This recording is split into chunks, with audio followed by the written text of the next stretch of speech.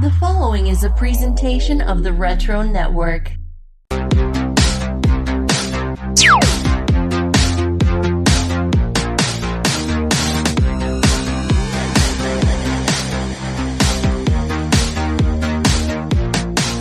Welcome to the Retro Resurgence podcast. Now, get ready to take that journey into the neon glow of nostalgia. Here are your hosts, Ken and Chad.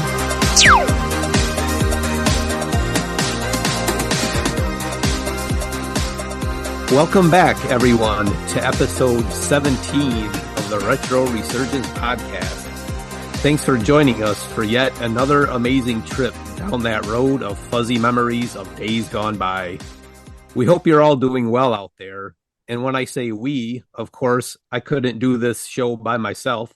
Joining me as usual, my podcast partner, my co-host of the Retro Resurgence, the Rambo of Retro, the ninja of nostalgia, and the Miyagi of memories. Chad, what's going on, man? I gave you the Apollo Creed intro there, buddy. You sure did, man. Let's just call it a wrap right there. I'm never going to top that. Whatever we talk about for the next few hours, man. Yes, it is time to record yet another episode of the RR Pod. And it's one of our favorite things to do, to get together, recording night, and just ramble on and reminisce about the days gone by, like you said. So, yes, happy May to all of our listeners. And yeah, episode 17 coming at you here shortly. We are excited to get to this one. It's my choice here on the topics. But, Ken, how are things going, man? Going pretty good, man. We're finally, it looks like, going to start to warm up this weekend. So it's been kind of still a little bit chilly up here, but it looks like things are going to get going starting this weekend with some warmer weather. So I'm happy about that. Yeah, I bet you are. We've had some real great weather, and then I just heard recently that next week we'll be hitting our first 90-degree weather. Which that's, not even close to what it can get here when it comes to mid-June, July, and August. But yeah, it's been great here, and yeah, can't complain. I know you're getting excited. You got one graduating here in the next few weeks, and all the pomp and circumstance that goes around graduation time. I'm sure that's a fun time for you and your family. Yeah, we're getting close. June 6th is graduation day. So yeah, getting ready, going to have a graduation party in July. So yeah, we're getting ready for all that stuff. Yeah, man. And it'll be your third graduated, and then 2 more to go for you, right? Yep, 2 more to go. Yeah, man. Well, if you're listening, we appreciate you listening. And if you're listening on our normal schedule, you may notice that we are a week behind. I will take the blame on that one. We've had a little bit of an illness going around our house in the last week. Started with my wife not feeling well on her birthday, and it ended with me missing a few days of work, and just viral infection stuff that just had to kind of run its course. So it had me down and out, and I was giving Ken live play-by-play updates a few days, just kind of postponing our recording date. But as the more and more I got to think about it, and Ken agreed, we were, we've had a great 16 streak run where we were pretty consistent every 2 weeks. And so if you're listening to this show drop, this would have been originally scheduled for last week, 1 week earlier than it hit on the feed. So anyway, we're heading into a busy summer season, and we've got a lot of great topics lined up, and a few bonus shows. I've got a nostalgia oasis kind of in the works.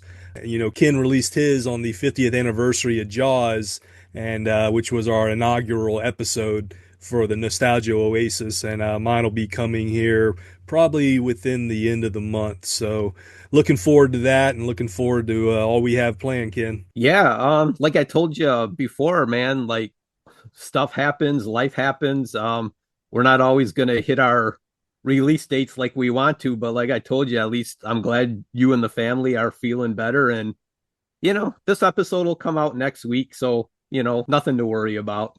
Yeah, absolutely. Just a little bit of feedback on our previous episode number 16. If you remember, we were talking about our favorite arcade games of the past. Our loyal listener, Jero Space, commented on a reel that Ken put up. He hit up a local arcade recently with his son there.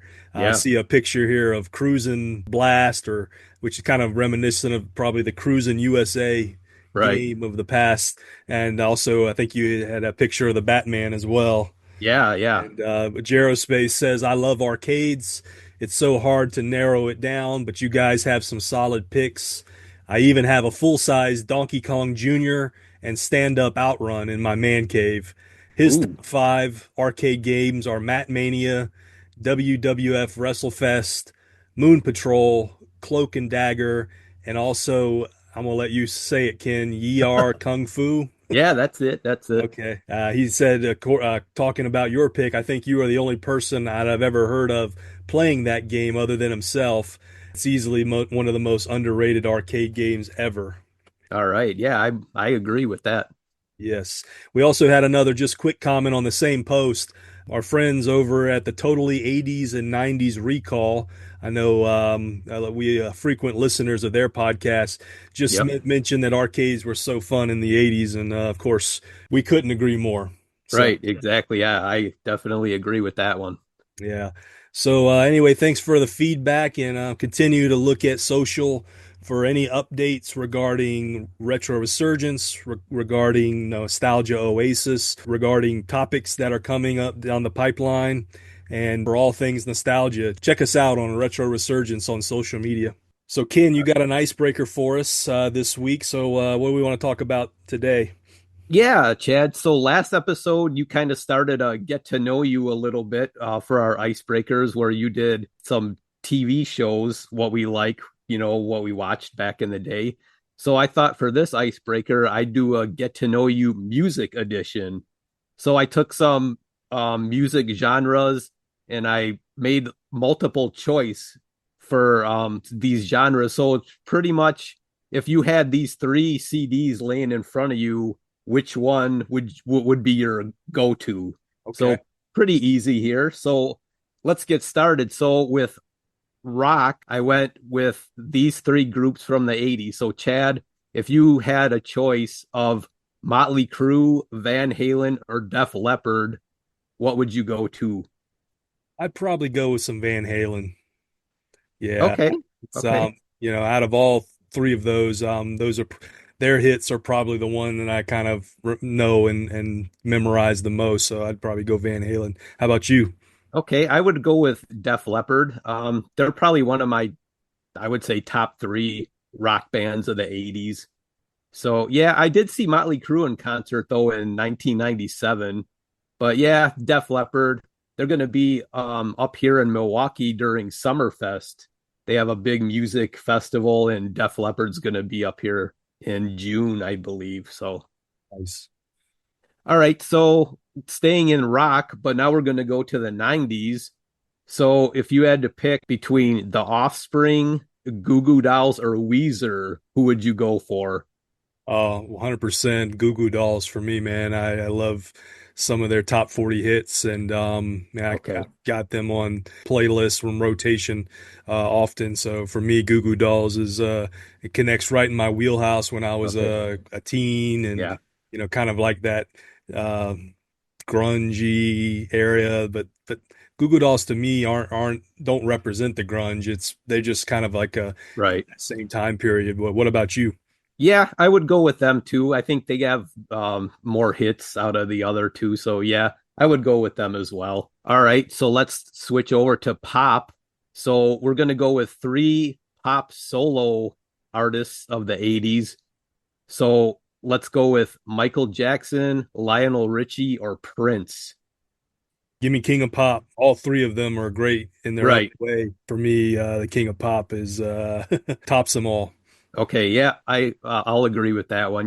Michael Jackson to me was my number one. Right.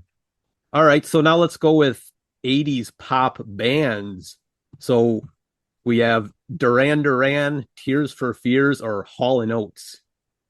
Ooh, that's tough. And this is a genre I really like, kind of like those 80s Right. smooth hits and stuff. I'll go with Hall and Oates, and because I actually saw them about 5 or 6 years in concert, and it was a great concert.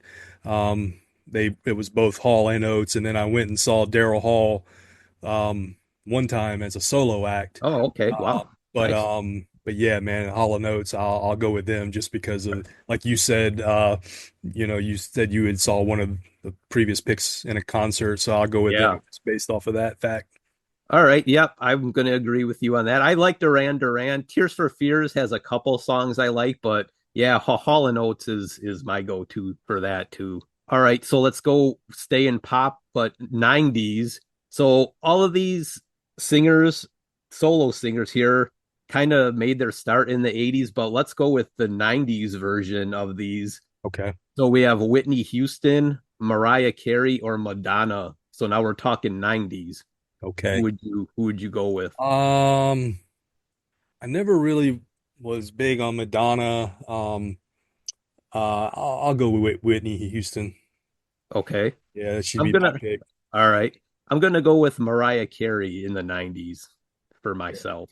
She had a great career, you know. Yeah, no, She was a good crossover artist too. She could sing right, R&B and pop and soul. I mean, and what a voice too. right. All right, so let's go with 90s bands, pop bands. So we're gonna go Backstreet Boys, In Sync, or 98 Degrees. So Oh, who you got? Listen, I was a child of that era, and you can't deny their influence on the music industry. For me, there's a couple bangers that all three of those boy bands have. Right. I'll go with NSYNC. Yeah. All right. Yeah, You- I was that's who I was gonna say too. So I'll can't go save wrong with I'll save the audience trying to belt one of their hits, but all right.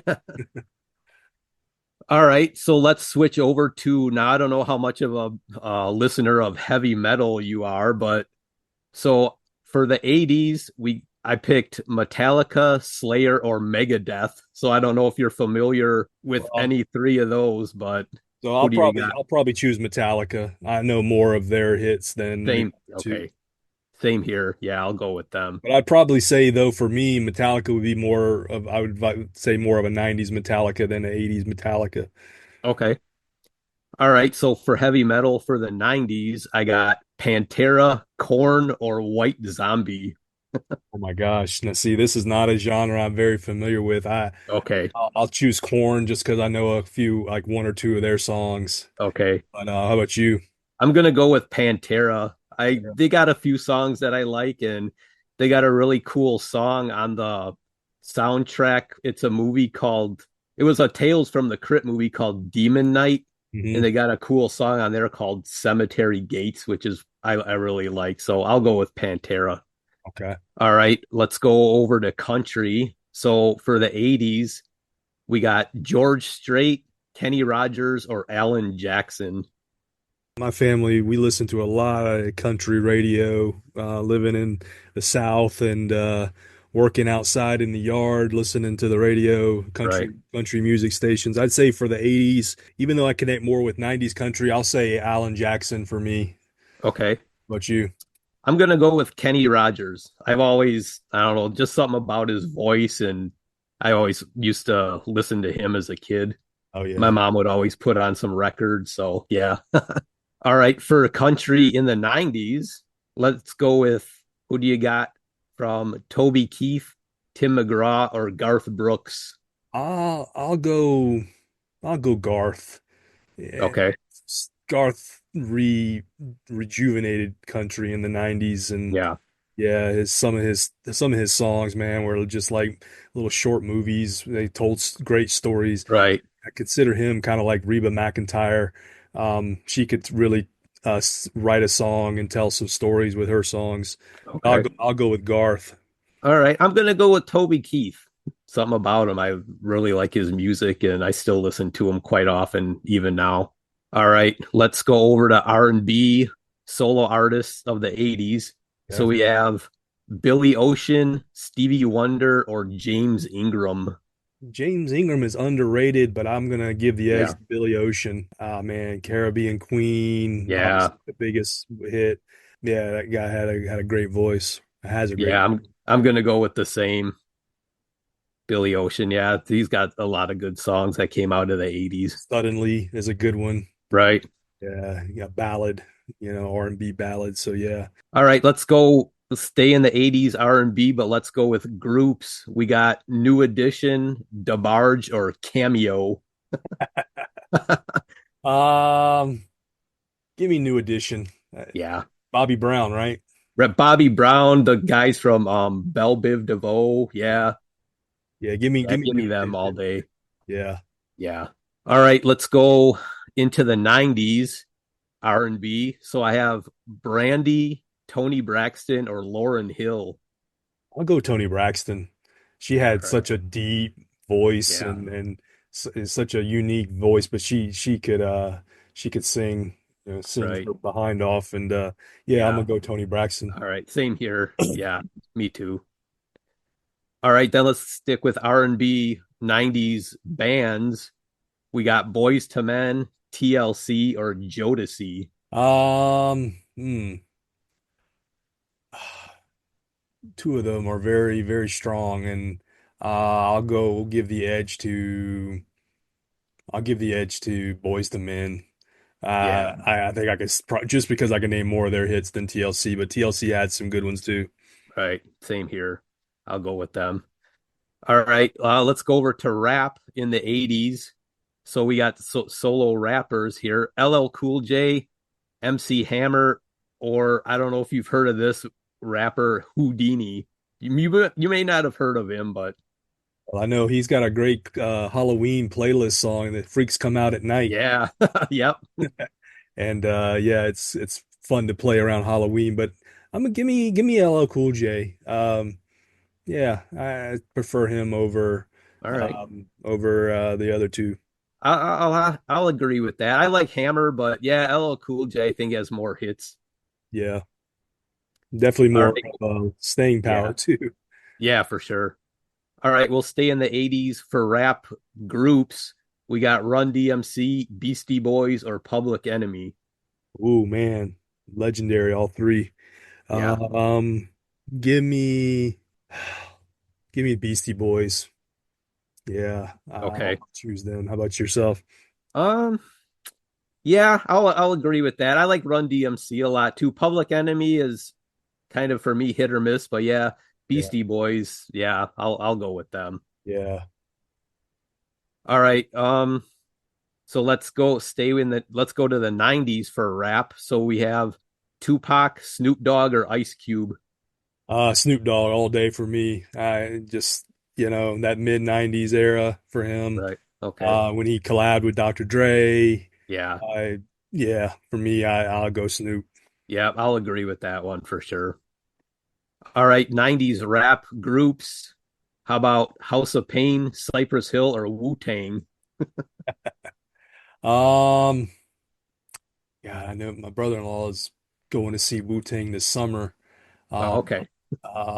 but I don't really connect with their stuff. I'll go House of Pain and just give me Jump Around. Yeah, okay. I like House of Pain, but I'm gonna go with Cypress Hill. I think they got a couple more hits than maybe House of Pain, but Yeah. yeah. All right, we'll go one more category and let's go to grunge or alternative. Okay. So let's make our first pick here. Nirvana, Pearl Jam, or STP, Stone Temple Pilots. Yeah. I had a friend in high school who was all about the Stone Temple Pilots. I could never get into their stuff. Uh, Give me Nirvana. All right. Yeah. All right. I'm gonna go STP. They're probably one of my favorite groups out of the 90s there. Cool. All right, and then one more. How about we're gonna stay in the grunge alternative? Green Day, Oasis, or Soundgarden? I like Oasis. Yeah, of course, Wonderwall, big hit, Right.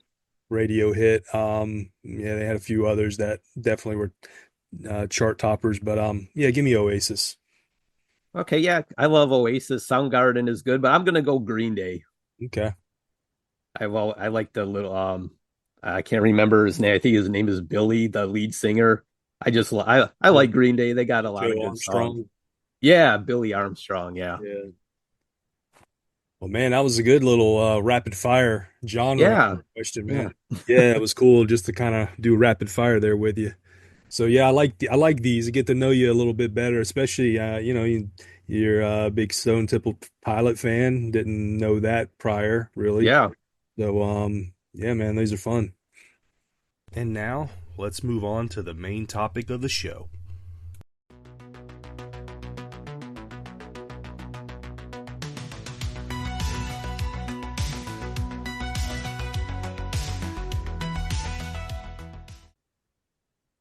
Okay, Chad. Well, that was a little fun icebreaker of a get to know you music edition. So I think at least the next couple episodes we have a few more of those in the work. So that'll be fun to get to. So this episode, it was your turn to pick the main topic. So what are we gonna do tonight? All right. Well, yeah, one of the topics that I've been looking forward to doing is just talking about, we mix it up here on the Retro Resurgence. We go from TVs to movies to video games to sports to back to movies and, we circle all around pop culture. Right. And we can talk about good guys until we're blue in the face, but I kind of wanted to focus this show on the bad guys, the villains, and not necessarily the guys that were evil and bad, even though some of these are probably going to be them. But I just wanted to talk about bad guys that were so bad that they were cool. All right. We both love wrestling, and wrestling is an industry that can toe the line. In the 80s, you had your classic good versus bad, heel versus face. And there came a point in wrestling where the people that were doing the bad stuff were getting cheered, and the people that were doing the good traditional tricks were getting booed. And Yeah. it was kind of like a shift in pop culture where it was cool to be edgy and cool to do like the bad things and stuff. So I kind of want to just look back at TV, pop culture, movies, sports, anything that we're going to talk about tonight, and just talk about the coolest bad guys in pop culture. Ken, why don't you start us off? We kind of talked about maybe doing, some from a few, the 80s and some from the 90s. So Right. why don't you throw us one of the somebody in the 80s, somebody that you thought was a cool bad guy? Okay. So from TV in the 80s, I have J.R. Ewing from the show Dallas. So he was pretty much just your big, ruthless, oil tycoon, and his approach to business frequently, engaged in bribery, blackmail, and other tactics to defeat and destroy his rivals. So Larry Hagman, he always wore the cowboy hat. Oh yeah, Um, Dallas was one of the shows back then. I was pretty young, but my mom would let me stay up and watch it on Friday nights for some reason because she loved the show, and I yeah. kind of got into it. And as I got older, I got more into it. So yeah, J.R. Ewing from Dallas, man. Yeah, as I was thinking about my bad guy list, J.R. Ewing was one that came up a lot, and for the Yeah, '80s decade, I think he's iconic. Um, and who was it about a month or two ago where we talked about the MASH finale back in yeah, the early '80s? Well, something that was just as big of a TV event was the Who Shot JR episode. yeah, You for remember sure. that growing up as a child? Yeah, I do remember it. Like I said, back then I was a little young, but yeah, I do remember watching the episode. And like unlike today, you had to wait, almost a full year before the show came back on to find out what happened. So yeah, I definitely remember that whole storyline. Yeah. Dallas was actually on throughout the entire 80s. I think it ended finally in the early 90s, like 90, 91 was Yeah, the final season. But yeah, he was a name that I kept popping up on a lot of people's list as one of the best bad guys of the 80s television world. right. So I don't have much. I love the Dallas has an iconic theme song. Oh yeah. The TV themes, and I'm sure one day we'll discuss TV themes. Oh yeah, for sure. But yeah, that show was huge for episodic kind of drama mixed in with some, a mystery and action. I mean, so Yeah. yeah, that was a big, good pick there. All right. Yeah. What about you?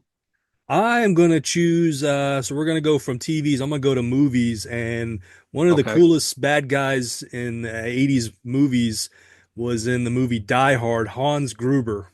But you have me at a loss. You know my name, but who are you? Just another American who saw too many movies as a child. Another orphan of a bankrupt culture who thinks he's John Wayne, Rambo, Marshall Dillon. Do you really think you have a chance against us, Mr. Cowboy? Oh, dude, I have him as one of my picks You do? for the 80s. Yep. All right, well, let's just talk about them together. Sure. Let's go. So, portrayed by the great Alan Rickman, and I didn't know, but this was actually Rickman's first major role Yeah. in Hollywood, and man, what a job he did right out the gates. If you're not familiar with Hans Gruber, he is the antagonist in the film Die Hard, of course, you opposite Bruce Willis, Yeah. John McClane, 1988 movie, leader of a gang of thieves that take over Nakatomi Plaza on Christmas Eve. And we talked on our Christmas episode how, we thought, I think we both agreed we'd throw Die Hard in there as a Christmas film. Right. I would. Yeah, for sure. Yeah. So Gruber, who is playing a former German terrorist, devises a plan to steal millions of dollars. His character is intelligent and methodical, how he's described in the movie. He's predicting the next step of his plan. The FBI is trying to thwart his plan, and he kind of counteracts their moves. One of my favorite scenes is when the FBI decides to kill the power to the building, Yeah. and that is what actually opens the vault. Right. Yeah. And it's a great scene where Hans and his henchmen, when the vault is opened, of course, the FBI thinks they're gonna kind of run scared. The song "Ode to Joy" plays, and a bright light shows up, and Hans Gruber's just standing there with an open vault. Yeah. And he tells his henchman Theo, who was the guy that kind of cracked the code. He says, "You asked for miracles, Theo. I give you the FBI." Yeah. But his quick thinking, always thinking about, the scenario, when he ran into John McClane, he pretended to be one of the hostages, Yeah. and immediately he gets an American accent Right. and nearly tricks McClane into thinking that he's one of the hostages until McClane gives him an unloaded gun. And of course, Hans Gruber tries to fire it off. But a classic movie. He was a skilled liar, but he always he always had a plan. He always thought several steps ahead, and he just stayed calm and composed when it appeared he was going to be apprehended. So just a great movie villain. Empire Magazine ranked him fourth on the list of greatest movie villains of all time. Wow. Okay. And the three that beat him, which you can't knock this list: Darth Vader, the Joker, and Loki. Oh, okay. Loki's So, on there, huh? All right. Yeah, so fourth to be fourth behind those guys is quite impressive, I'd say. You said you were going to pick him as well, so what are your thoughts? Yeah. He's just one of those villains who, he doesn't look like your typical villain of the 80s. Right. Just a regular guy in a, suit. And but yeah, man, the stuff he did, and just his I always liked his voice too, that he had that German accent. And of course you can't forget the iconic the scene when Bruce Willis drops him off the top of the building, and it's just his face as he realizes. And I heard that when they did that scene, that they actually told him they were going to let him go on 3, but then they let him go on 2, and he wasn't ready for it. So that look on his face is real, because he was expecting to be dropped at 3, but they let him go a second early. So yeah, great villain, great movie. Yeah, somebody in Hollywood that had a great career we lost too soon. For sure. All right, I think I'm going to stay in the 80s, and I'm going to go to cartoons. So I guess you could probably predict this coming. So from the cartoon, the Transformers, I have Megatron as the villain and leader of the Decepticons. You destroy everything you touch, Megatron! Because everything I touch is food for my hunger for power! No! I'm going to end your hunger once and for all. Almost time! But almost doesn't get the job done. You can't stop me. So pretty, a classic. All the lists that I looked up for 80s cartoon villains, he was pretty much number one or number two or three of all those lists. So yeah, the foe of the Autobots in Optimus Prime, and he was the one who, in the 1986 Transformers the movie, who ends up killing Optimus Prime, where they killed him off in that movie. So yeah, a pretty good villain of cartoons in the 80s. He can transform into a gun, which was pretty cool for back then. So yeah, one of my favorite cartoon villains of the 80s. Yeah, I knew with Transformers being one of your tops there that yeah, a list without that pick would be just not like you. So right. All right, what do you got next? Good pick. Well, I'll stay in 80s cartoons, and this is kind of can go either decade, 80s or 90s, but okay. Your Transformers is kind of equivalent to my Teenage Mutant Ninja Turtle, and for my pick, I'm going to go with Shredder. Yeah, all right. If anybody's familiar with the Teenage Mutant Ninja Turtle universe, Shredder is the lifelong villain of the Turtles and the Master Splinter for over 40 years, the leader of the Foot Clan, and just has, whether it's comics or the animated series or the movies, always portrayed with supreme fighting skill, martial artist extraordinaire. One thing that makes Shredder cool is that he's got a very cool, unique look. It was interesting to find out that the creators of the comic, Kevin Eastman, him and another guy who kind of wrote the comic, but when they were thinking of a look for this villain, they thought of a cheese grater, how trapezoidal it is, and how you have the blades on each side. Right. And look at the way Shredder is portrayed in the way he's drawn, his character, his arms with those metal blades kind of surrounding him on each arm, right, kind of loosely resembles that cheese grater look. Right. But it's also based off a look of samurai warriors of the Asian culture and stuff. Yeah. But Shredder was the name of a ninja originally named Uraku Saki, who was angered by the death of his brother by Splinter's owner, Yoshi, and he basically quickly rose his ranks up in the foot soldiers to become the leader. And of course, since its inception in the early 80s, there's been different stories and different adaptations, different ways that Shredder has been presented, but they all kind of correspond to just an ultimate like bad guy who's just you can never keep him down. He's always a thorn in the turtle side. One of the couple of the cool facts about Shredder in the animated series, he was voiced by the great James Avery of Fresh Prince fame. Yeah, of course, Uncle Phil. Voice. Yeah, and he did that for 7 seasons. But supposedly in the comics, Shredder is very intelligent. He's got an IQ of 300. Wow. Okay.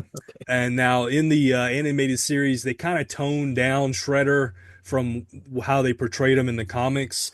They made him a little bit more cartoony, a little more clumsy when it comes to dealing with his henchmen like Bebop and Rocksteady and his buddy Krang. But the movies, the live action movies and the adaptations have him as just a super villain. He's not just the leader of the evil ninja gang. He's a generational curse, like I said, that hangs over the Turtles all the time. And finally, somebody on Reddit said, though many villains prefer working alone and hoarding victories for himself, Shredder recognizes the advantages of teamwork. as well as being in himself a master fighter. He's well versed in manipulation and uses this talent to his advantage to both attract his allies and trick his foes. So anyway, I just think the whole character, the way he's been written for 40 years is just a really cool concept. And Yeah. me being a fan of the Turtles when I was Yeah. little, I love, don't get me wrong, I was always Team Turtle, but it was hard. It was hard to sometimes not be Shredder and kind of, turn the page a Right. bit, change up your playtime one day and be the bad guy instead of the good Yeah. guys all the time. Right.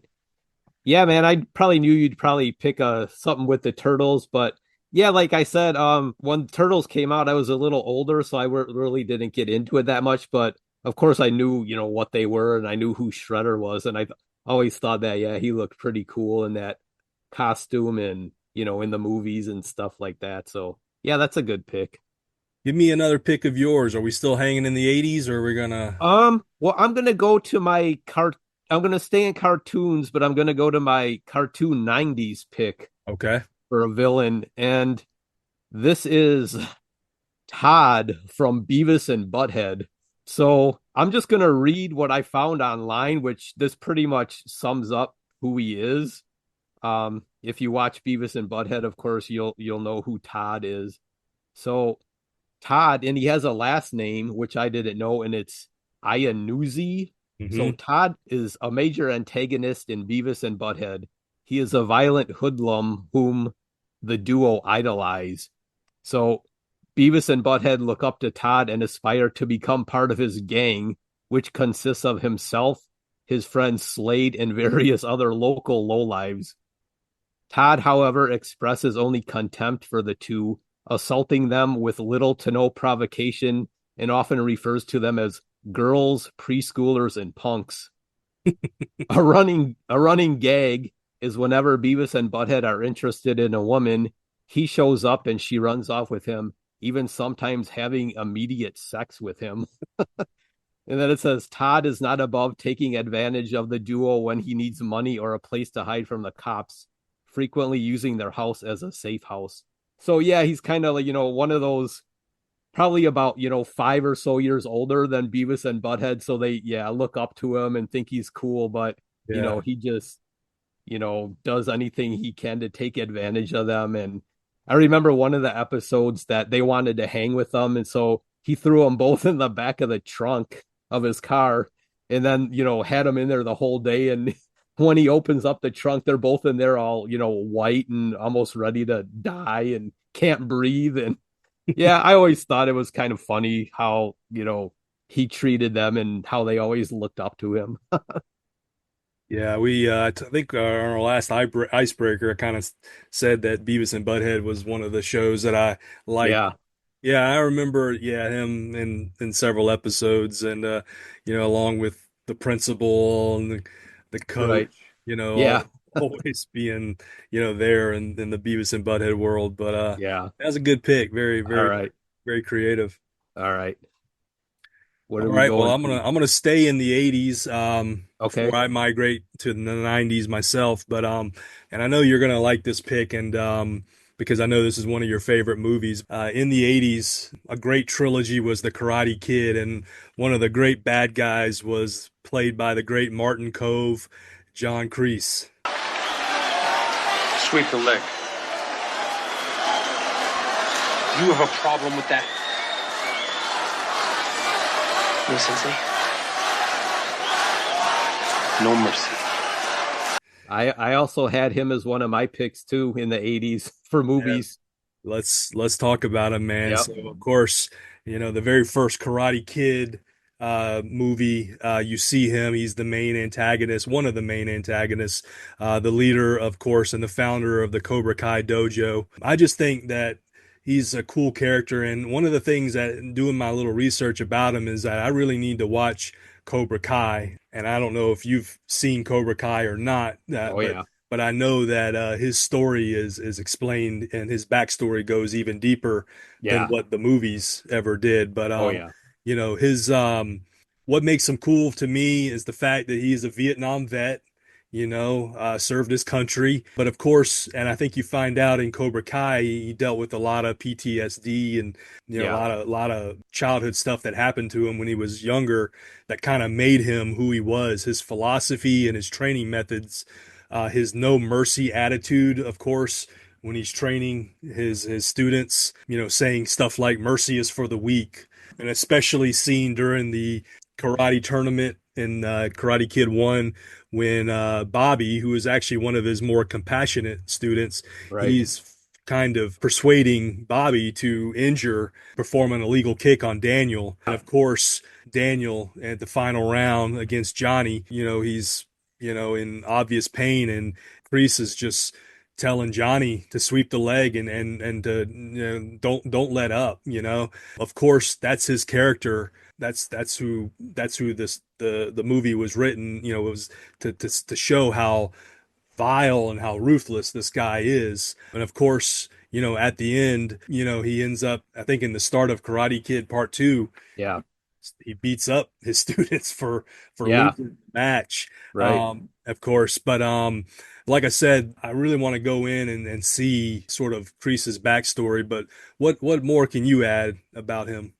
Yeah, just, in Karate Kid 3, when Terry Silver comes into Miyagi's house and they, have this whole ruse that, he died, and that, it was just a plan to get Daniel to kind of go against Miyagi and enter the tournament. And then when Daniel walks into the Cobra Kai dojo and he's not expecting Kreese to be there, but then he jumps out from behind his little cardboard cutout of himself and, scares Daniel. And yeah, man, just he's one of those classic 80s villains that's, you'll never forget. Yeah. Yeah. But yeah, you should watch Cobra Kai, man. Yeah, I watched a few clips from I guess season 1, and it showed how he was bullied. Yeah. And he had a confrontation in a diner. That's how he ended up signing up for the war and all that. But Yeah. yeah, it was I need to really watch it. I know people rant and rave about the Cobra Kai series on Netflix. So Yeah. but yeah, I just thought Kreese, man, the way that, especially in that, I mean, I'm coming really from that first movie as my Right. basis for this pick. Yeah. But just that movie alone solidifies him as a badass, and Yeah. somebody that just is iconic villain. But he kind of towed the line. I mean, you had to, if you were one of his students, you probably respected him. If unfortunately, of course, the good guys in the movies generally come out on top. But Right. but his style, man, was no one could compare to his style and his ruthlessness. Right. Yeah, that's a good one. Yeah, I also had that one too for the 80s. So Yeah, I thought we might have some similar picks. So yeah. All right. I'm gonna go to the 90s for movies. So I have from Terminator 2 is the T-1000. So the T-1000 is not like Arnold who is known as the T-800, which has a skeletal frame underneath, the skin. So this T-1000 is made up of liquid metal, and he can shapeshift. So throughout the movie, played by the actor Robert Patrick.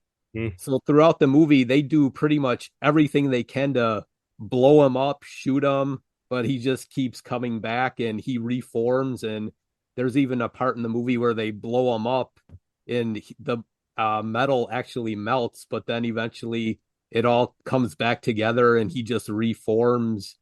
And yeah, I thought he was a pretty cool villain. He doesn't say a whole lot. He just keeps asking people, do you know this boy, John Connor? And but he can shape himself into different kind of like weaponry, and even, he can drive vehicles. And I believe they eventually end up killing him, where he gets they drop him into pretty much in a steel factory of molten steel, where he finally just dissipates and melts into that. But yeah, I always kind of liked how he just would just start walking when he was chasing Arnold and Linda Hamilton and the boy. He would just keep coming and coming, and they couldn't get rid of him. And Right. for the CGI for back then, 91, I thought was, they did a really good job for way back then. So I thought he was a cool villain. I thought he looked cool and the things he could do. So yeah, T-1000. Yeah, man, good pick. And yeah, I would definitely put him in the 90s. Even at the beginning of that decade is when that movie came out. Yeah, 91. I saw a lot of people in the 80s choose the Terminator as ultimate bad guy in Yeah, the first movie. I thought right. about picking that, but I chose not to. But yeah, Robert Patrick, man, the way that his character, they cast him, I thought he was a perfect choice for that character. So, Yeah. well, I will now the rest of my picks are going to be in the 90s, and I'm going to go to the world of sports, and I'm going to choose Dennis Rodman.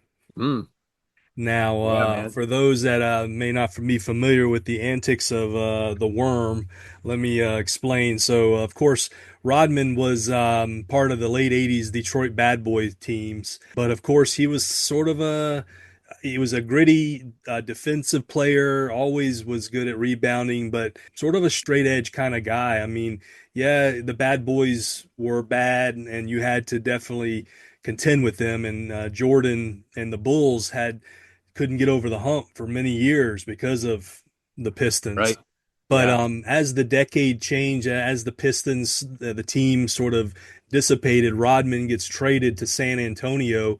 And this is kind of where he goes into his vibrant bad boy image, where he's getting tattoos, he's coloring his hair, and just something that in San Antonio at the time, it just didn't fit. And in the mid 90s, he is traded to the Bulls. And of course, the Bulls are coming out of Jordan. Jordan is back. They had already won three, but they had been out of the picture for a couple years while Jordan was away.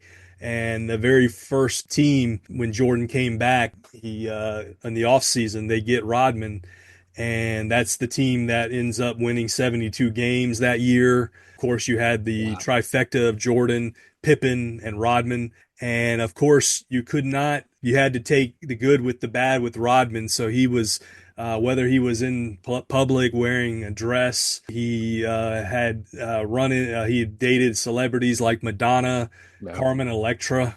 He would often have run-ins with referees. He famously kicked a cameraman. Oh, yeah. He thought the cameraman tripped him up. Uh, Yeah. and of course, one of the great rivalries of the late 90s was his feud with Karl Malone, which escalated into a WCW pay-per-view. But because he was in Chicago and all the attention was in Chicago, they were winning life was good. They dealt with Rodman, and he was one of the best rebounders of all time, best hustlers of all time. Would go after Yeah. loose balls. He was not a scorer, but sometimes when he did score, he would pump his fist. I mean, the guy had passion for playing basketball, but he was tatted and pierced, and he just marched to the beat of his own drum. He was a two-time Defensive Player of the Year, seven-time rebounding champion. He made those Bulls teams very well liked. If you were a fan of anybody else, maybe the Knicks or the Celtics,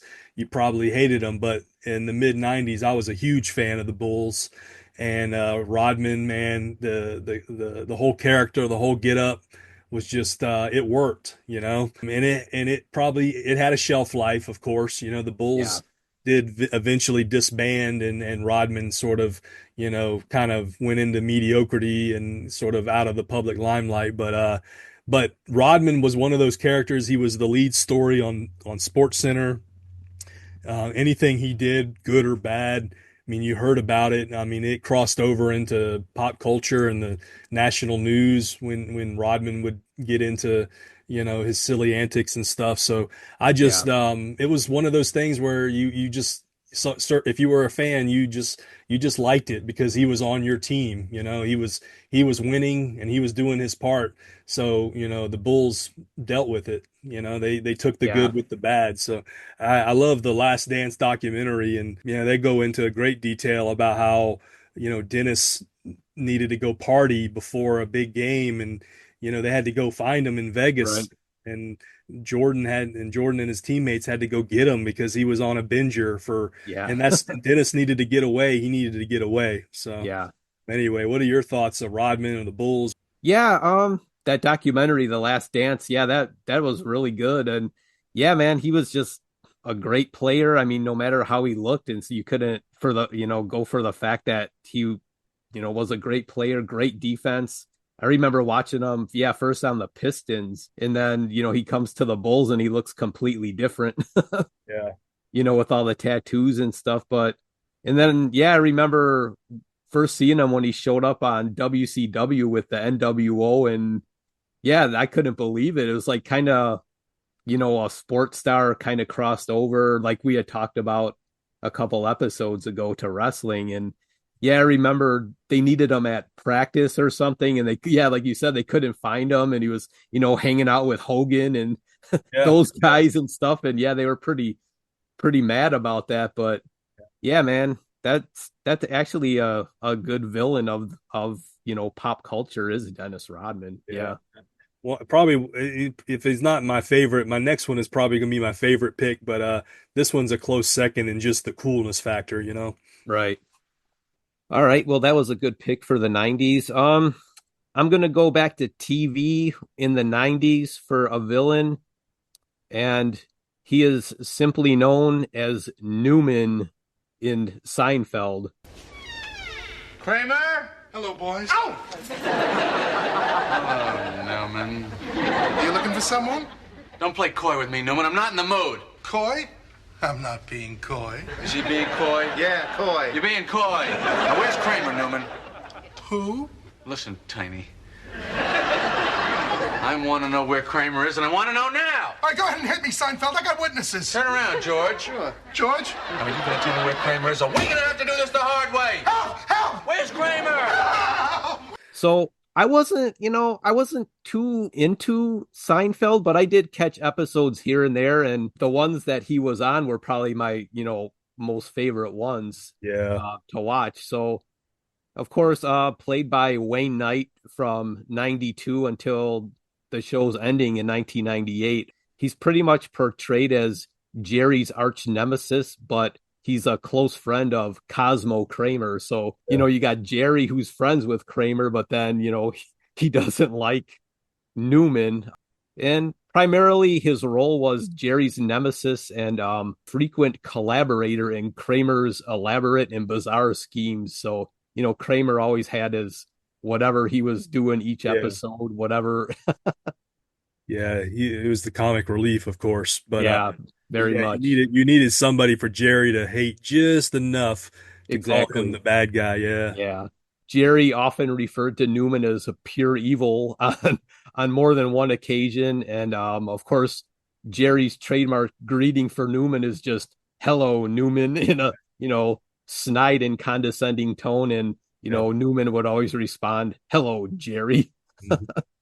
And of course, he was an employee of the United States Postal Service, which, so am I, but I had to pick him. Right. Absolutely. And in the show, the Postal Service is portrayed as a powerful and nefarious yet bureaucratic and inept organization. So I'm not gonna, comment any further on that, but I don't want to get in trouble, but But Newman, a cool, classic villain of the 90s on Seinfeld. So I had to go with him. Yeah, man, that was a good pick. I wasn't thinking you were going to go that route, but I'm glad you did. Well, my last pick I'm going to save my favorite for last. And my last pick comes from the world of wrestling. All right. We just talked about a little bit of wrestling, but this guy was associated with Rodman at one point, but I'm going to choose his days before Rodman. And I can sum up this cool bad guy in just 2 words. Hey, yo. Oh, yeah. And I'm talking about the one and the only Razor Ramon. Everybody say hello to the bad guy, Razor Ramon, the happiest guy in the WWF. Me, I come from the gutter, and look at me now. My name in lights dripping in gold and oozing machismo. All right. If you were a fan of early WWF, now we're talking the post Hogan Hulkamania era, but we're before the Attitude Era. So we're in that early 90s where the WWF is still largely based around cartoon gimmicks. Here comes a man, nobody knew him at the time. He had been working, he had a stint in WCW and AWA, but he comes in the early 90s with a look that looks like Tony Montana from Scarface. Yeah. He's got the signature hair, slick hair, with the one kind of curly hair in the middle. Right. He flicks his toothpicks. His mannerisms is very much like Tony Montana. The slow walk down the aisle, the ring attire. I mean, he had very cool razor emblems on his tights, and he would often change colors. He had green, red, purple, black, which were all very cool figures. To collect. But I've spoken about my love for the iconic WrestleMania 10 match between him and Shawn Michaels, one of the first ladder matches, publicized ladder matches on public TV. One of my favorite matches ever. Very cool finishing move. The Razor's Edge was innovative for the time. And he was so cool that WWF at the time did a face turn with him and paired him with the 1-2-3 Kid, Right. who was pretty popular for kind of like a rookie wrestler. They were, of course, real life friends. He helped the 1-2-3 Kid defeat Ted DiBiase at an episode of Monday Night Raw, and this began Razor Ramon's face turn. Yeah. You starting hearing cheers from the crowd, and this is, kind of where the industry starts to change, where the typical good guys are starting to not get as many cheers, and the bad guys are starting to get more cheers. And this would be even greatly enhanced when the NWO came and DX came, and they were doing all the things that bad guys do, but they were getting huge cheers. And it was kind of like that turn to more of a realistic style wrestling that helped bad guys become cool, and Right. the traditional good guys become kind of nerdy and corny and, kind of played out. Hulkamania probably couldn't have lasted like it did in the 80s into the 90s. So it was a perfect turn for Hogan to go black and NWO and all that. But you got to give Razor Ramon credit, because he was one of the traditional bad guys that started. He was so bad that he started just becoming cool, and the WWE had to notice and turn him face. He at SummerSlam, one of the cool things, he had Walter Payton in his corner. Yeah. Walter Payton, a player that everybody generally liked on the Yeah. Bears. He won the Intercontinental title from Diesel. Like I said, he made being a bad guy cool. And one of the cool things is when you're a part of the Boys Club, which he was part of the Clique with Nash, Triple H, Shawn Michaels, and his 1-2-3 Kid, Sean Walton. Right.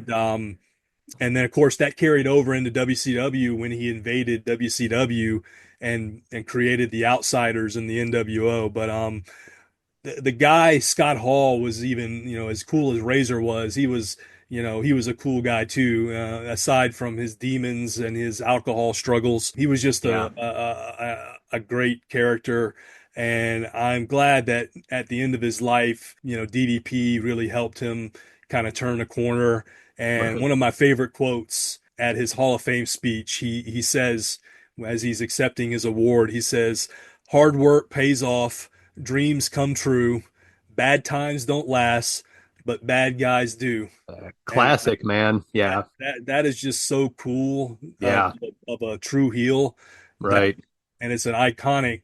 I mean, for me, that'll be Scott Hall's legacy. Is just, Yeah. Unfortunately, his demons did get the best of him and shorten his life. But he had some really good friends in the industry. Nash, DDP. Yeah. And he was just such a great character that he's my favorite bad guy of all time. Yeah, man. You can't go wrong with him. I mean, you said it all. I mean, yeah, he was one of my favorite wrestlers of all time, one of my favorite characters, whether it was, Razor or, just Scott Hall. Yeah, man, so cool. He blurred the line between what you thought was good and what you perceived as bad. You know, Yeah. when he came in the WCW and looked like he was going rogue, Yeah. beautiful, beautiful storytelling and beautiful Yep. writing by WCW to make it appear as though they were invading. But For with that whole thing, man, for a little while there when that first happened, man, I thought that was actually real. yeah, Watching it, it's because they did so good. yeah. I was like, God, I was like, are they really doing this, or what's going on? And it helped usher in the Attitude Era because that pushed the envelope even further, the storylines and yeah, they pushed the envelope very close to the edge, sometimes Yeah, getting a little too real, but wrestling, needed that dose of realism, the cartoon over the top characters like Hogan, yeah, Savage, the Giant, we were getting older as fans of the 80s. We were getting older and we wanted something that we could relate to. And we all could relate to Stone Cold wanting to give right. boss a Stone Cold stunner, or like the NWO spray painting and being the Yeah, bad guys and having the cool music and the women and the merchandise and stuff. It was just well played and well timed on yeah. everybody's part. Yep. Yeah, good one, man. I think that's does it for my picks. I just have a few maybe like rapid fire honorable mentions that maybe we can just throw out there. We don't really have to go into too big a detail with them, but I have from the 80s, I have Boss Hogg from the Dukes of Hazzard. There you go. Okay. Cool villain. Yeah. I have from 80s movies, I have Clubber Lang, of course, Mr. T Thought from of, Rocky 3. yeah, thought about him. Um, I also had the Joker from Batman 89, Jack Nicholson, Yep. great villain. From the 90s, I have Hannibal Lecter from Silence of the Lambs. Mm-hmm. It's pretty good one there. Yep. And then I have from 80s cartoons, I have Gargamel from the Smurfs. Miles Mayhem from Mask, the cartoon Mask. And then yeah, I think that's about it for kind of just some honorable mention villains I have. So Yeah. yeah. Good picks. I had two honorable mentions. One of my favorite movies of the 90s, and we'll probably talk about this on a future episode, was a movie named Seven, and the portrayal of Kevin Spacey. He portrays a serial killer, John Doe. Yeah. Ultimately, he's a great bad guy, but ultimately I didn't pick him. He was so diabolical that I just didn't. It didn't register like cool for me. But Right. certainly a bad guy through and through. And if you've ever seen that movie, the Oh yeah. performance of Kevin Spacey as John Doe.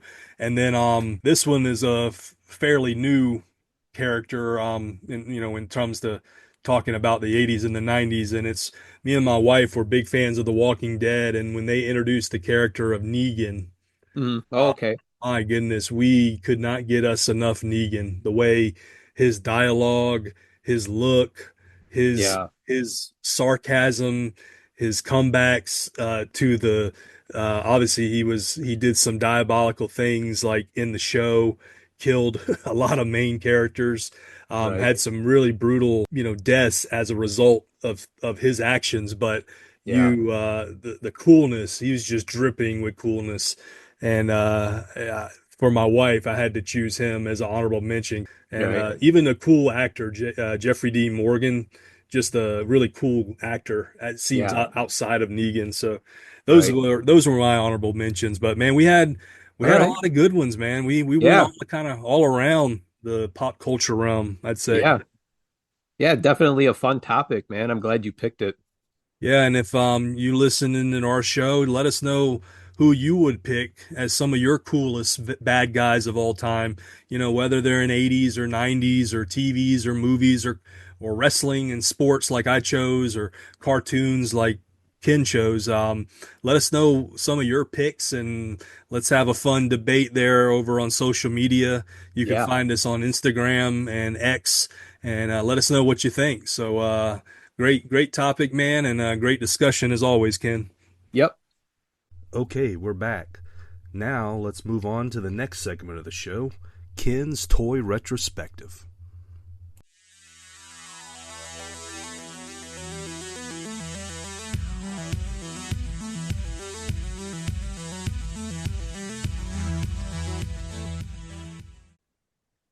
All right, Ken, like we said, a great discussion on the cool bad guys in pop culture.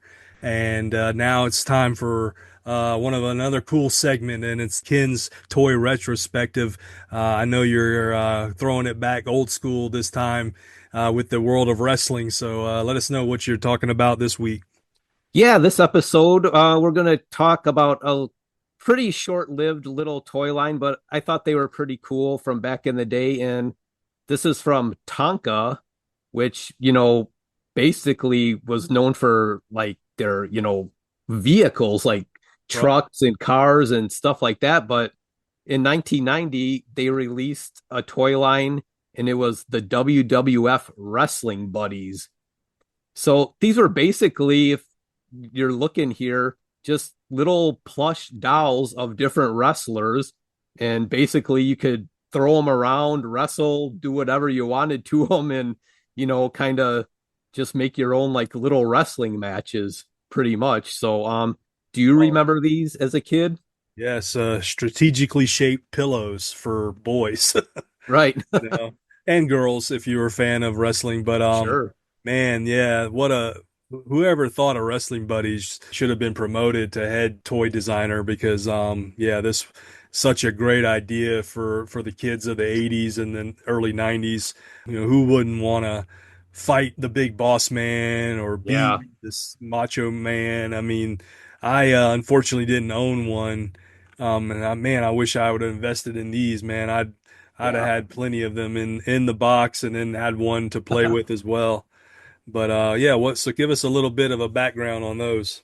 Yeah, in 1990 they came out. Now in 1990 I was 16, so I Yeah, wasn't into these, it would have but been I'd it had would have been some a little younger weird at your age to yeah. be fighting with pillow Um, buddies.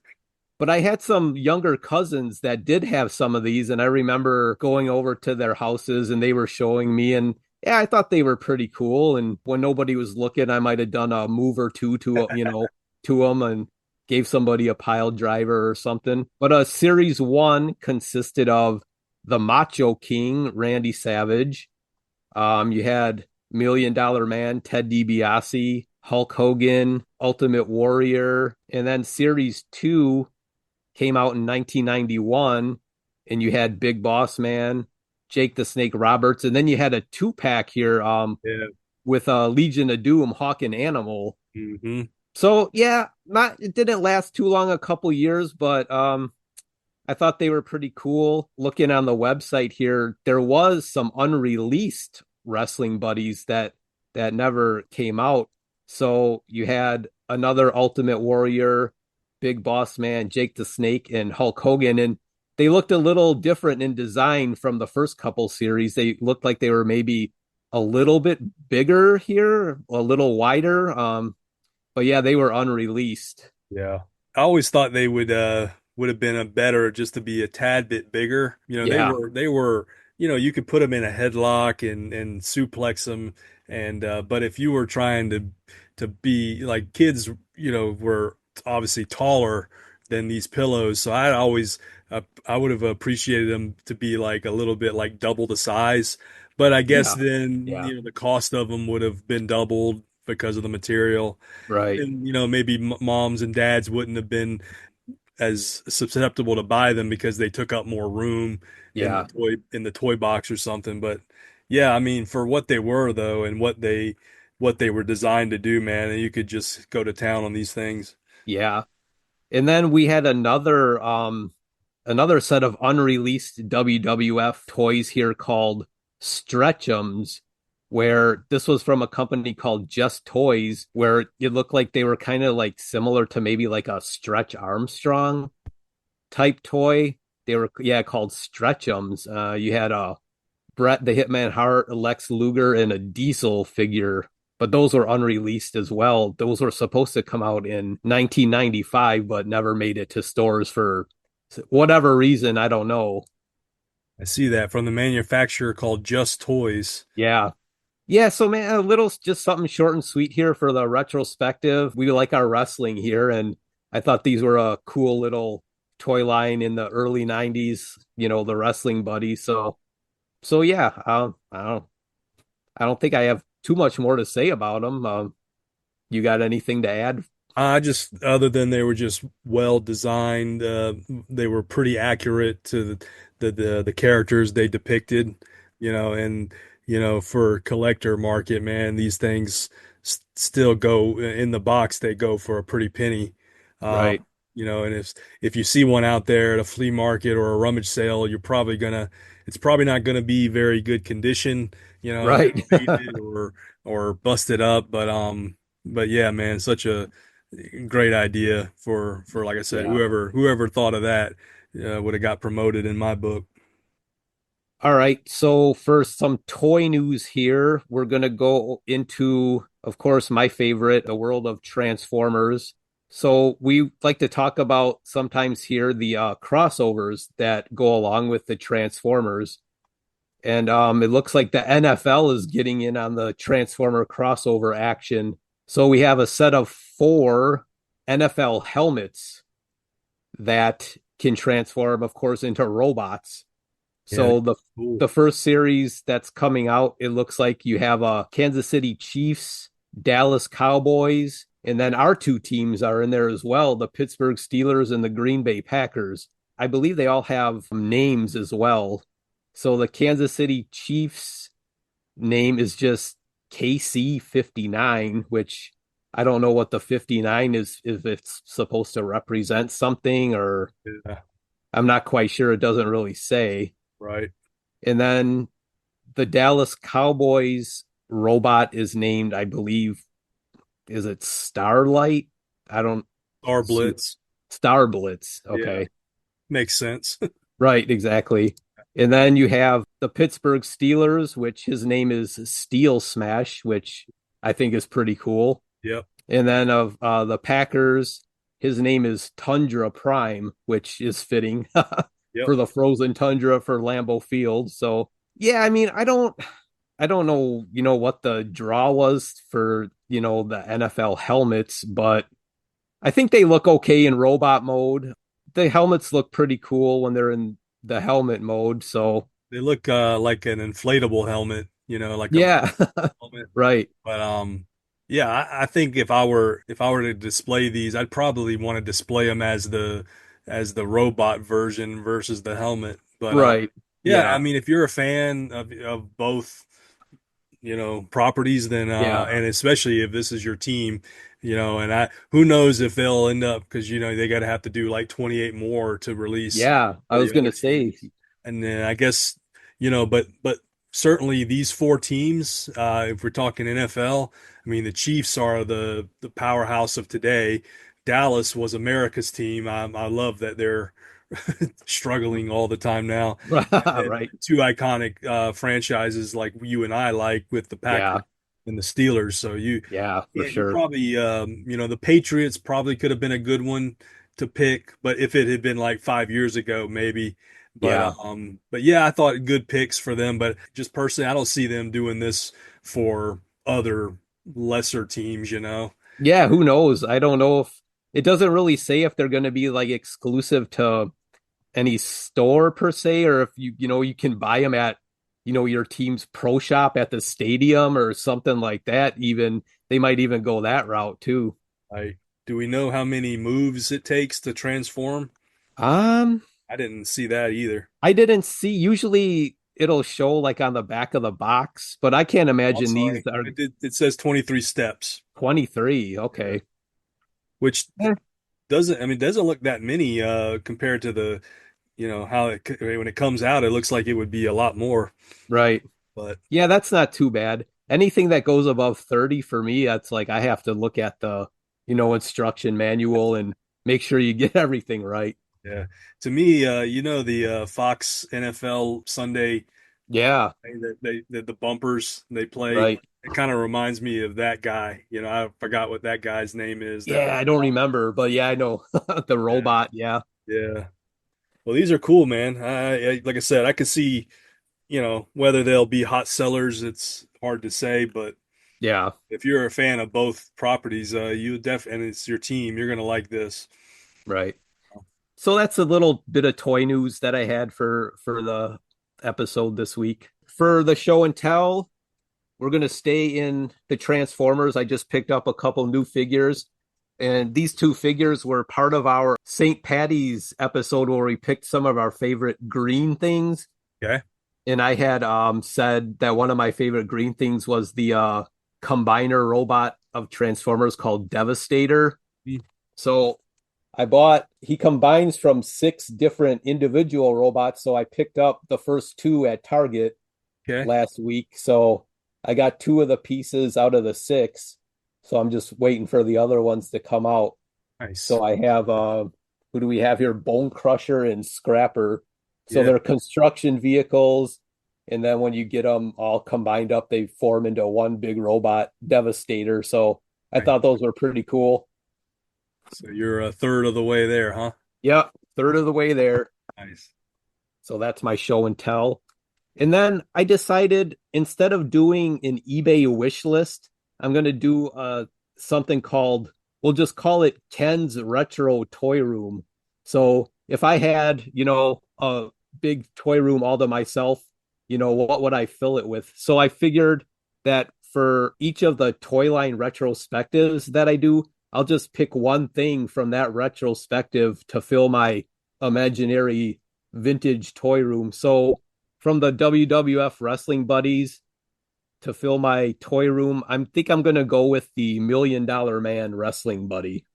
Nice. I think he looks pretty cool with the green suit on there and the $1 Million Championship belt. I think it looks pretty good. Yeah, good pick. Yeah. So that's what I would fill my vintage imaginary toy room with for this week. Well, good picks, Ken. As always, your toy retrospective, there's a lot of meat on the bone, and you definitely came through this week. So thanks. Yeah, it was fun. Now let's switch gears and get into Chad's pop culture moment.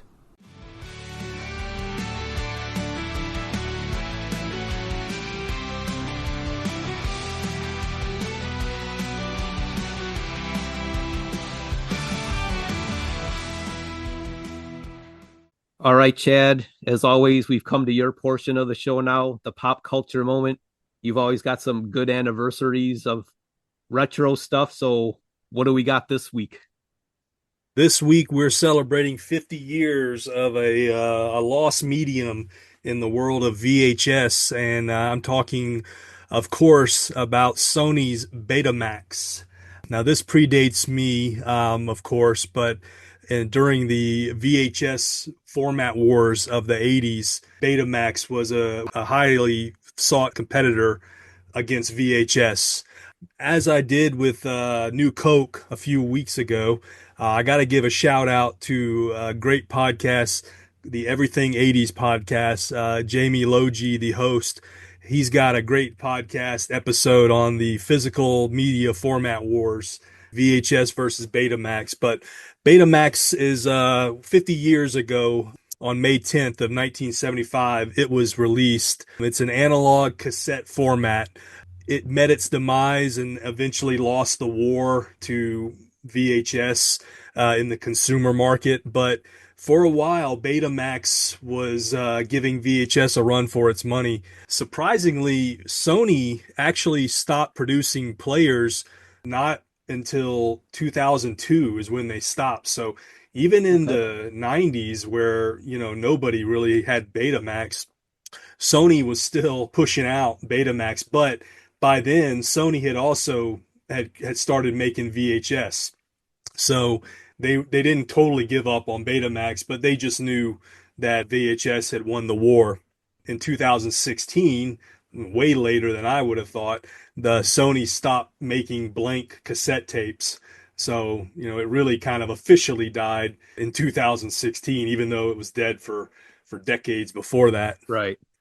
BetaMax actually had an advantage over VHS is that initially it was considered better quality, video quality. So like color, richness, and clarity and stuff, it was actually better quality, not just for video, but also sound. But its downfall, many people say, were that the recording times were way shorter than they needed to be. VHS had, you could record in different formats, and then sometimes in VHS you could record up to 6 or even 8 hours of film. Yeah, right. Whereas Betamax, sometimes you can only record 1 hour. So imagine if a show or a movie came on TV, and of course Yeah. at the time you need to record it, right? Because Right. you want to watch it going forward. It may not even fit. The whole movie may not fit on one tape. So that was definitely a knock of Betamax. And the other thing that hurt Betamax was that Sony kept the license to Betamax exclusive to themselves. And that includes the VHS players as well. So, or not the VHS players, the Betamax players. Right. Yeah. You never had another brand other than Sony make a Betamax player because Sony didn't let the license go. Whereas in VHS, you had manufacturers like RCA, Magnavox, Samsung, JVC, Toshiba, Philips, Panasonic, all these brands were allowed to make VHS players. So the distribution of VHS was wider, and because of that, VHS was able to be had at cheaper prices.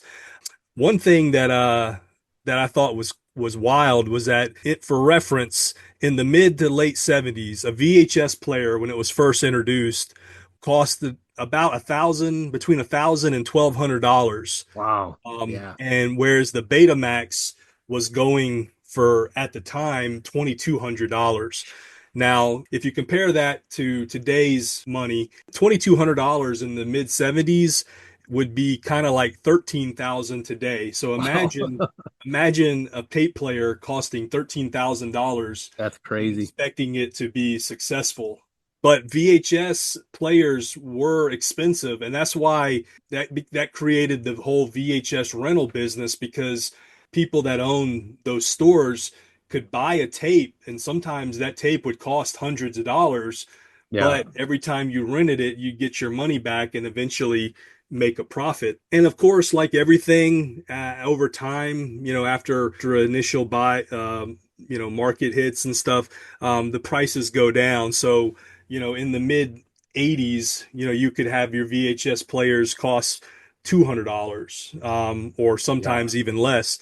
And then in the 90s, they were even cheaper. Yeah. That was kind of when DVD players started taking a hold, and digital and stuff like that. But one thing about Betamax is that they focus too much on quality and not enough on the longer recording times that people generally preferred with VHS. So that ended up helping VHS win the war. The consumer videotapes were dominated by VHS because, like, again, a lot of companies could make VHS, but still in the broadcasting world, people still preferred Betamax because of the quality. But that was the only market that Betamax was really popular in. When it came to tape rentals and consumer, VHS was the preferred standard. Another kind of urban legend is that one of the big industries that it took advantage of VHS was the pornographic industry. Right. Where it's been said that when filmmakers would record porn videos, they would choose VHS because it was more affordable. In those days, porn videos were, you had no internet, right? No other way to get them. So it's kind of like urban legend that the porn industry is what helped VHS win the war. Yeah, I can see that. Yeah. I mean, if they had chosen Betamax, I guess they would have won the war instead of VHS. There was a time in which video rental stores often carried both formats. You'd have a Betamax version and you'd have a VHS version. And I compare it to something that I relate to in the late 90s, early 2000s. You had another format war when you had Blu-ray versus HD DVD. Yeah. The two different digital formats, and that ended up getting won by Blu-ray, which ironically, Sony invented that technology. So even though Sony didn't win the war on VHS, 20 years after VHS came out, they would win the war in digital, and Sony Blu-ray was the victor over HD DVD. Betamax always fared better in Japan, which is why I think it hung around a little longer, because in the States, VHS really was the main winner, but it hung on a little longer because of the popularity in Japan. In the late 80s, when Sony decided they were going to produce their own VHS players and tapes, it was kind of an admission that they said, okay, we're gonna concede the war, and VHS, you win. So Yeah. in the late 80s, Sony started making their own VHS players and VHS tapes. So I did not know as much about Betamax as I do now, thanks to the research of the show. But I thought a 50-year anniversary of the release of Betamax and sort of the tale of the Right. Betamax story was an interesting note. So do you have any memories of those formats? I mean, I really don't. It was Yeah. definitely not popular when I was old enough to remember. But what about you? Just very for just kind of a short time. I do remember hearing, Betamax versus VHS, but tell you the truth, I don't even think I ever remember even seeing them like in video rental stores or things like that. The only thing we had was a VHS, VCR, and those were the only kind of tapes that we rented. And yeah, I just remember that little thing there just for a very short time, and then it was just pretty much all VHS, all the time. So yeah, I didn't really know too much about it either.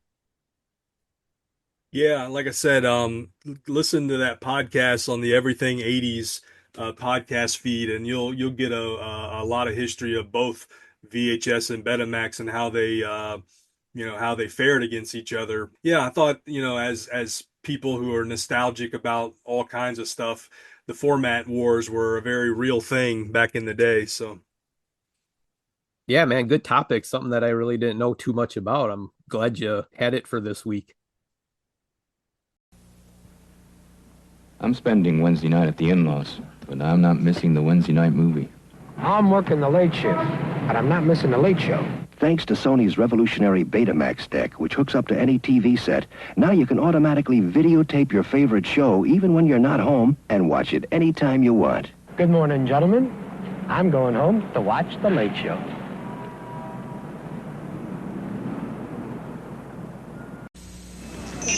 Buying a home videotape recorder today can be very confusing. Backwards, forwards, fast, slow motion. Just tell me what you want. Freeze frame. Just tell me what you want. It's your 14-day programming here. You find something fast? Ba-ba-bing.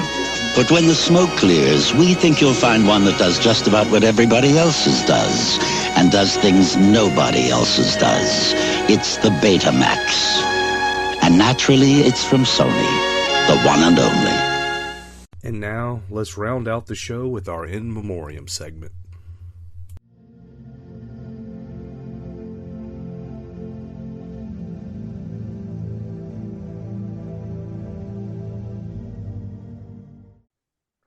All right, Ken. Well, it's time for our In Memoriam discussion. And as always, every few weeks we can always count on somebody in the pop culture world to have an unfortunate passing, and this week we've got somebody in the world of game shows. So who do we got? Yeah, this time around here, we're doing the passing of Wink Martindale, famous game show host. His real name, Winston Conrad Martindale, was born December 4th, 1933 in Jackson, Tennessee, and he just passed away here around a month ago on April 15th of 2025 in Rancho Mirage, California, and it says here he died of lymphoma at the age of 91. Yeah. So he didn't get his start right away in TV. It was an American disc jockey, radio personality, game show host, and TV producer. So he got his start at a radio station called WPLI when he was just 17 in Jackson, Tennessee, where he earned $25 a week. And then he moved on to another radio station, which was the only other radio station in that town, called WTJS, where he was hired for double the salary that he made at the other station. So I guess he went from 25 to 50 a week. Yeah. Back then, that was probably a pretty good paycheck for back then. Mm-hmm. And then from there, he moved on to another station where he hosted mornings at WHBQ in Memphis, Tennessee, while he attended college at Memphis State University, where he graduated with a bachelor degree in science in 1957. So, like we talked about before when we did the Chuck Woolery, he wasn't just a game show host, he did other things as well. So these guys kind of get their start, it looks like, in radio and that kind of thing before they move on to TV. Yeah, I'm trying to think, man. I mean, I know we'll talk about, other game show hosts, but yeah, it seems Right. like the world of game shows, it's not where they start, right? It's like Right. it Yeah. leads into game shows, and I'm trying to think even, think about like today's game show host now, like Steve Harvey, right? I mean, he was comedian and he was Yeah. probably on the radio and Yeah. morning talk shows and stuff. So yeah, it's interesting how Yeah. how these guys find the game shows. Yeah. So before we get into his game shows, I found a little interesting story here while I was researching. So on July 10th of 1954, he was showing some friends around his station there at WHBQ, and he noticed that the DJ that night was getting a large number of reactions from listeners after airing a new song, and that happened to be Elvis Presley's first record called That's All Right. So he ended up actually getting in contact with Elvis and bringing him to the radio station to do an interview with the DJ. His name was Dewey Phillips. So he actually kind of befriended Elvis there and kind of became friends with him for, which I thought was kind of a cool little side story there. Yeah. And then I also found out that he had a rendition of a spoken word song. This is Wink Martindale. It was called The Deck of Cards, and it went to number 7 on the Billboard Hot 100 in 1959. So he had a spoken word song that hit the Billboard Hot 100 charts. And I watched a video of it on YouTube, and it's if you have the chance to check it out, it's kind of interesting. He was on the Ed Sullivan Show. So then what he's mostly known for is hosting TV game shows, and he hosted a show called Gambit from 1972 to 1976, and then again from 1980 to 81. And then I think the one that we pretty much know, you and I would know, is a game show called Tic Tac Dough from 78 to 85. Yep. And then he hosted another show called High Rollers from 87 to 88. And then another game show called Debt from 1996 to 1998. Now, I don't know if I remember that one called Debt. I don't remember, my memory's not tuning into that one. How about you? Yeah, that one I actually do remember. Reruns on the Game Show Network channel. I do remember that one, probably more so than the others. But yeah, I would say Tic Tac Dough. Yeah. And would be the one he's probably most successful for. Right. And just another little information here. He had a YouTube channel from 2014 until his death, which is called Wink's Vault. I'm not sure exactly what that YouTube channel consisted of. I'm really not seeing a whole lot here about that. So he went on to kind of host a couple other shows off and on during the 90s. He received his star on the Hollywood Walk of Fame on June 2nd, 2006. In 2007, he became a member of the nominating committee of the Hit Parade Hall of Fame, which probably I would think would have to do with music. Mm-hmm. And then on October 13th, 2007, he was one of the first inductees into the American TV Show Hall of Fame in Las Vegas. And then in 2021, he began hosting an internationally syndicated show called The History of Rock and Roll, which was a 2-hour weekend show, look back at music from the 60s, 70s, and 80s. So he stayed pretty busy there almost, up until the end. So a pretty long storied career, and, got to rub elbows with Elvis and, do a lot of TV and radio in his life. Yeah, I always thought with Wink Martindale, like if you had a machine and you told the machine, make me a game show host. Yeah. Out would come Wink Martindale. First off, the name just is perfect for Yeah. something on TV, right? Yeah. The nickname Wink. Right. And then his look, I mean, his perfectly coiffed hair. Oh yeah. I mean, even when he was aging in his 80s and 90s, I mean, that guy had a hairdo, man. Yeah, for sure. And you know, just his personality, we talked about like with Chuck Woolery, right? He was just engaging, you know, he was just as important to the game show as the show itself. And anyway, I just feel like he was the epitome of what you would want in a game show host, you know. Not the best. I wouldn't say he was the best at any of the game shows. I feel like, you know, there are other people that are going to be more widely liked. Just, you know, somebody who was just made for that and perfectly fit in the game show realm. Yeah, for sure, man. Like I said, I watched that Tic-Tac-Toe quite often back then, and yeah, he was likable, he was entertaining, and yeah, like you said, if you were to make a game show host, yeah, he would definitely fit the bill. I'm reading here that, and this was interesting. This is news to me, but it said Martindale died one day after the revival of Tic-Tac-Toe premiered on the Game Show Network, which occurred on April 14th, 2025. Oh, wow. So Okay. now I'm interested to see who's the host. Brooke Burns. Can't say I do know her. Okay, yeah, that's not ringing a bell. Anyway, I thought it's interesting that they brought it back, so I may have to catch it. Wonder if they did a like a tribute to him. Right, yeah, I'm sure they did. Yeah. Yeah, it was on Sunday, April 20th, a few days after his death. Wow, okay, yeah, like Tic-Tac-Toe 5 days. marathon. Okay.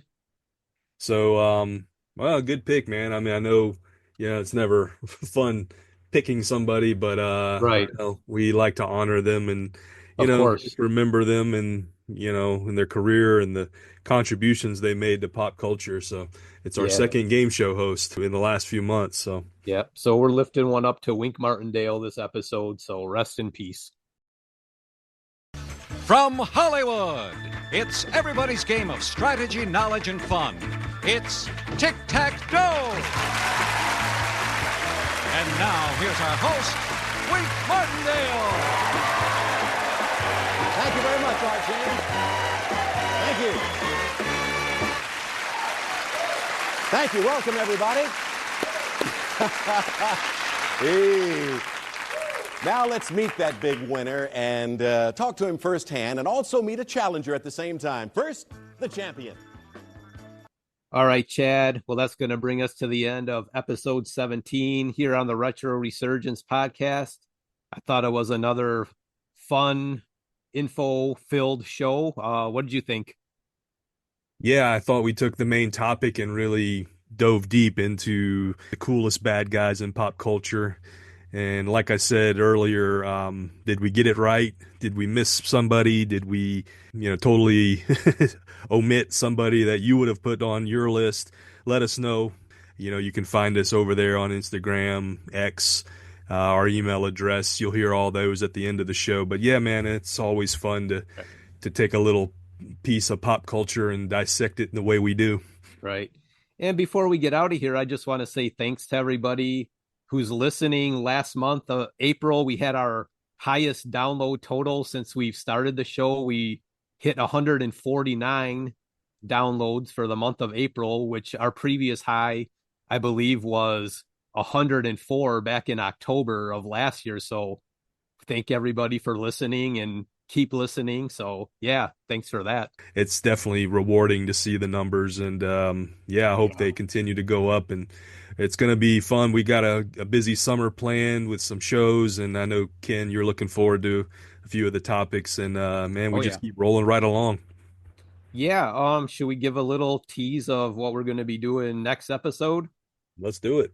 All right, so we're going to try another little different format, which we're going to call Retro Resurgence Theater, where we're going to pick a movie primarily from the 80s or 90s, if we keep, going on with it after this next episode, where it's going to be a movie that either you or I have not seen, or maybe a movie that one of us has seen and the other hasn't. And we're basically we're going to watch it and kind of give our little Siskel and Ebert review on it and, whether we liked it or not. So I think that should be a pretty fun one next episode.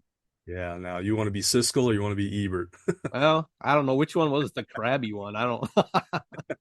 Maybe since I'm older, I'll be the crabby one.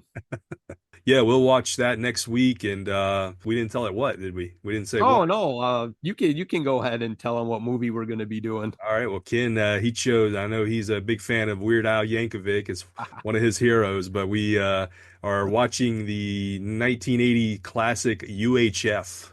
Yeah. That'll be interesting. I haven't seen that one, even though I grew up in the 80s and I was about 15. I think the movie came out in 89, but that's one that kind of bypassed me. So it'll be kind of interesting to watch it and see what it's about. Yeah.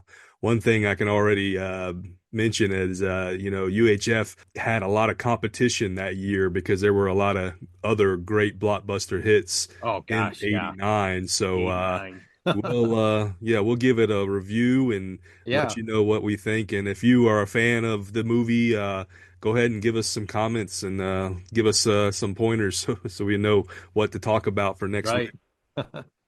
All right, Chad. Well, that's going to wrap it. It was another fun one. Look forward to recording again in 2 weeks, and we'll see you then. Yep. See you soon. Thank you for listening to the Retro Resurgence podcast. You can find us on most major podcast platforms, including Spotify, Amazon Music, and Apple Podcasts, or wherever you listen to podcasts. You can also find us on social media at the following: on Instagram at The Retro Resurgence, on X at Retro Resurgence, our email, theretroresurgence@gmail.com. You can also find us at our website, www.theretroresurgence.com. And lastly, you can find us online at our home base, www.theretronetwork.com, where you'll also find lots of great content. Please engage with us on social media or leave us feedback at our email. Leave a rate and review wherever you listen to podcasts. Join us again in 2 weeks here on the Retro Resurgence podcast. And that wraps up another episode of the Retro Resurgence podcast. We're so grateful you joined us today and took a trip down memory lane with us, and we can't wait to bring you more retro goodness in our next episode. Until then, keep embracing the past, and we'll see you soon. Thanks for listening. This has been a presentation of the Retro Network.